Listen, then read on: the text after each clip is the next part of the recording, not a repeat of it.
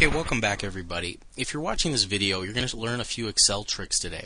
One of them we're going to learn how to use is the if command. After that, I'm going to show you a quick introduction to pivot tables. As well, I'm going to look at a few issues in formatting. First off, you see all these dates here. They look exactly like they do in the book. Well, if I was just to remove this one, as you can see, the format here was pre-set up. If I right-click on any cell, I can go to Format Cells and I can make changes. Usually a date is going to look a little bit different. So if I put in 2/ which is the second day of first month, January of 09, my format, oh, that looks really big and ugly. Why? Because the field has this nice little format. But that's not always so readable. Do we know this is January 1st? January 2nd, or could it be February 1st? So if I'm going to right-click on the cell and go to Format Cells, there's many options in the date field, but you can also customize it. What I'm going to do here, rather than use this customized format, you get to actually make your own format if you want, whatever you like. Now the book tends to use 3 letters for the month, so month, month, month. As you notice, by putting in 3, I get January. If I put in 4, I get January as a full word, but we'll just do Jan. And just take these 3 letters for the month. You notice the book then has a period. Well, I can put that in too, a period. Then it has maybe some spaces. Put in some spaces. Then we have the date, and it's with the days. Now we don't have 2 digits or 1 digit. January 2nd is just Jan.2. This fulfills the requirement. If I put in day, I'd get 02. Doesn't look as nice. If you just put 1 day, you'll get the minimum number of digits it is. If you see here, we get January 2nd. Now I've put this format, but I'm going to copy it, and then I'm going to highlight all this area.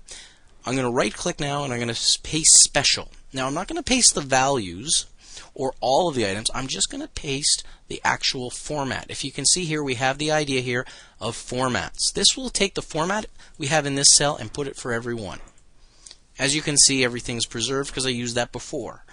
It keeps a nice way of just looking at it. You could choose whatever you like. My personal favorite, I right-click, I go to Format. I usually use a format of day, month, month, month. 3 digits for the month, then 2 digits for the year, and I put dashes in between. That way I know it's 2nd January 2009. I can copy this, highlight this area, right-click, go to Paste Special, and choose the format, and everything will be carried through to this format. It's just a personal preference. Now the next thing I wanted to show you, as you can see here, I'm just going to shrink some cells so we can see it all on the sheet. We have our total debits. Oh, moved a little bit too far for you. We have our total debits here up in the top in a nice little cell. Now that doesn't always look so good.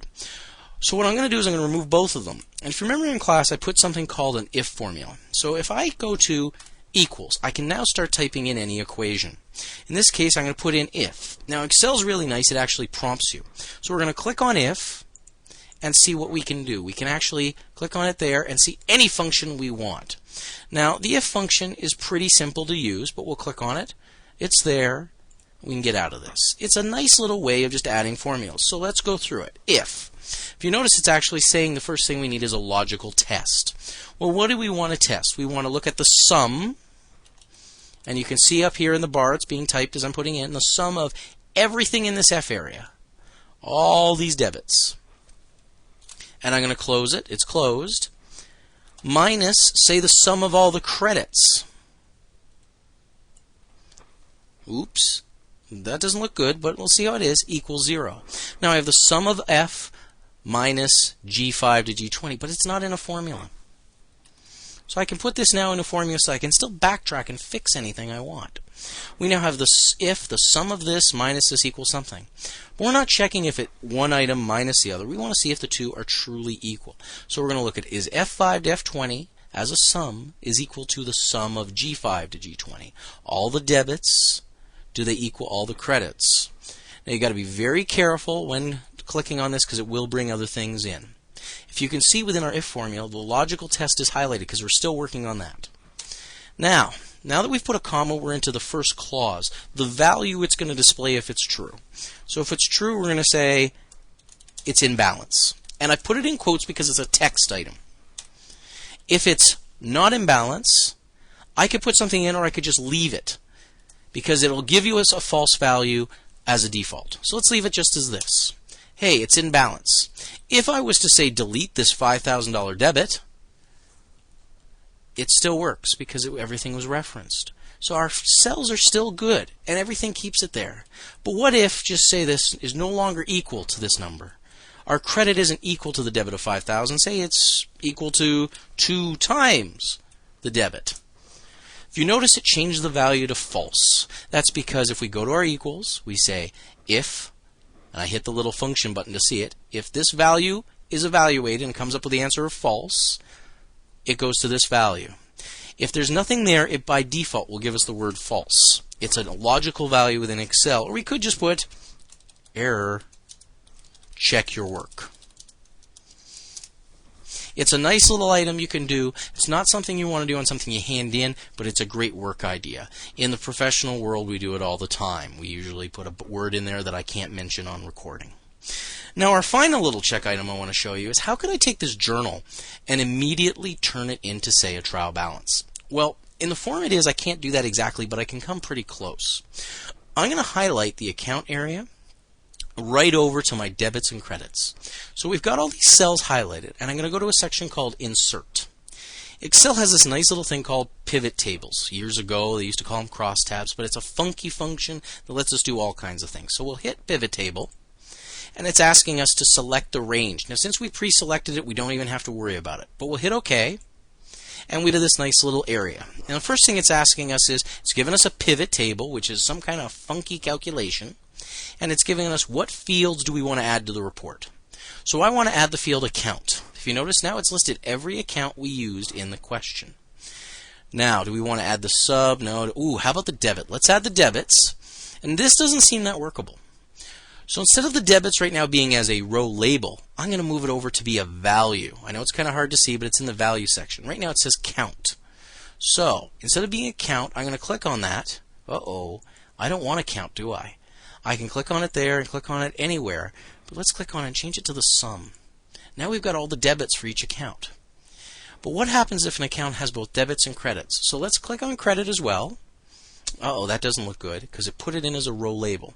So we'll drag it over to values. I apologize, it's hard to see, but it is in this value section. And I'm going to change, instead of the count of credit, I'm going to change this to the sum of credit.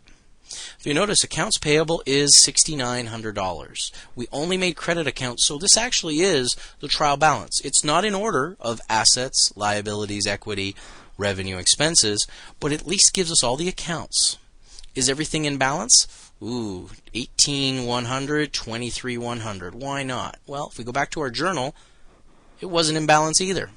If I change this back to 5,000, just making it equal to the other item, I can then go back to my pivot table and I can right-click over it and hit refresh.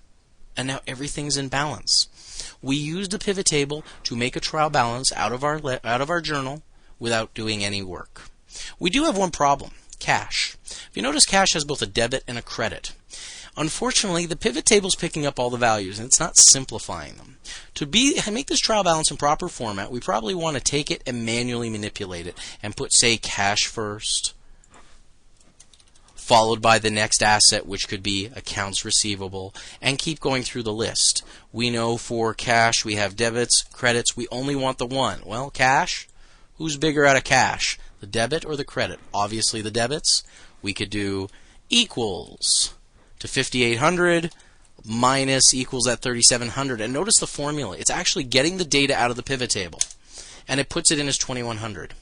If I went back to the journal items and I changed my cash item, instead of being 5,000, say it'd be 6,000. Guess what? We can go back here. We can right-click over our pivot table, hit refresh. It updated. Now it's 6,800 less 37. And it updated our actual makeshift little trial balance that we're doing. The pivot table is a very valuable tool. I wouldn't go beyond trying to do what we've done in this video. You will learn more about it in your computer class. But for now, it might be a nice little tool to check your assignment work.